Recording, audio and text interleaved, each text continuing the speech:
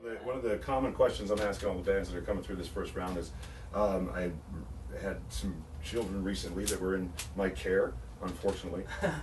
No, they survived, which is great.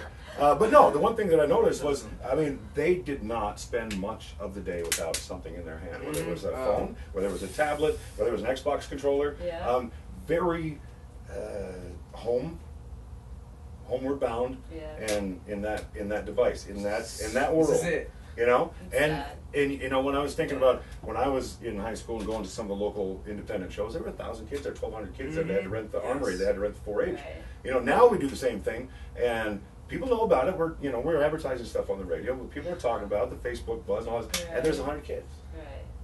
So how do we get these 12, 13, 15, 17-year-old kids to put that down and get interested in music and that culture and how much fun it can be and exciting it can be to be part of that?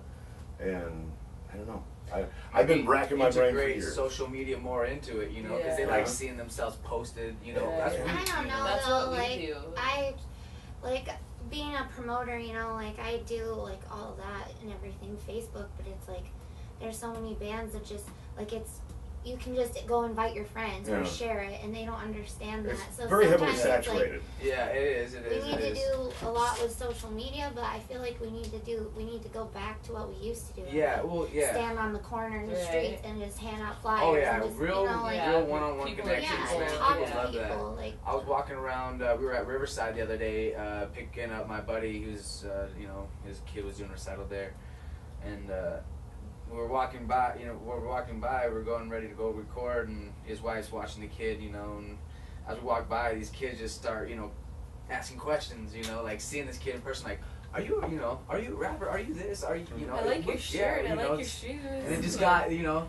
their eyes and everything were totally in, you know. So yeah, one-on-one connection. Yeah, once they get exposed to it, I think they would be a fan. Once they, you know, get into that environment and they understand that energy. You know, well, and then I think music will always live because you can put yourself into it. Yeah. You know, you might write a song about a particular thing, and somebody might hear that, and it's going to mean something completely different. Completely the same, but completely different.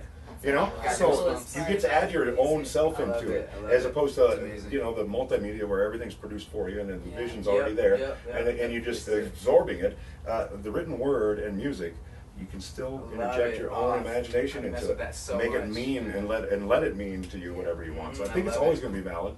And like you said with the marijuana thing and the 1% was, I mean, since we could communicate, we've been playing music as a species. It's only been the last 150 years since Edison invented the phonograph that we've made it a commodity. You know, that's true. So only people have been making money off this 150 years. I mean, I guess they used to sell tickets to the theater. They used to sell tickets to the opera or whatever, but it wasn't a profession, really. I guess. But how are you gonna make a living? How are you gonna get kids to come out and pay the bills? I feel like gotta have the good product. It's number one. We always take a lot of photos at our shows too, or try to at least take like a group photo with the crowd, or you know, or with our friends that came. And every time we do that, we get at least 100 likes on Facebook. I you try. know, I've like our been trying friends to really love it when they're, you know, pictures, you know, when they're in it, and when they can remember and look back on it, and then know that like, oh, that was so much fun, you know, and want to come to the next show. And but really. And I guess it's not longevity. All the same people come to the same shows because like I take out flyers, and it's like there's like so many flyers for like pub station and stuff, and at all the venues it's like there's places I can't even put up a flyer because it's all the same places. So if people like all the same people usually go to those places, it's like always the same people. Like how do you? And there's a lot of businesses like you know, not a lot of places will take I resisted the internet thing as far as the radio aspect, because I thought to myself always, well, I got a microphone with 100,000 watts on the hill, and if I need to tell anybody anything, I'll tell them. You know, turn the microphone on, I'll tell them. But at the same time, I think that we're at a point now, and it's one of the reasons that she has come aboard is to be a little more interactive in the social media environment. And I'm just old, so I mean I know how to blog and that kind of stuff, but you know I'm like, or she's like, that's done, you know. So so I think you know we've got to get a little more involved in that arena as well. I think you know they want to know more about you. You know, they want it's like when they want it to be Big Brother house. You know, they want what'd you have for breakfast. You know, what'd you put on your toast? That's very true because they can relate Yeah, because then they stuff. Yeah, like people really I think so. like it. Back in my day, you never got to see any of your favorite artists not in the spotlight because there wasn't an avenue for it. If they were in the press, it was because they did a professional interview, or if they were on TV, it was because they did a professional interview. And it was always polished. It was always presented exactly how they wanted it. It was very controlled.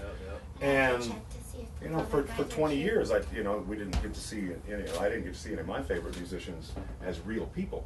You know, and now I do, and it sheds a little bit of a different light on it. But I think everybody kind of, the new music fans, I think they want to be more involved like that. It's definitely different. They want to definitely. The TV stars are like that. You know, they're the Big Brother, or whether it's American Idol, and they get to watch all this stuff kind of unfold in their life, and they want to be more a part of it. I think, but you have avenues to do that. So I'm really I'm really happy that I grew up in this day and age with the internet and everything.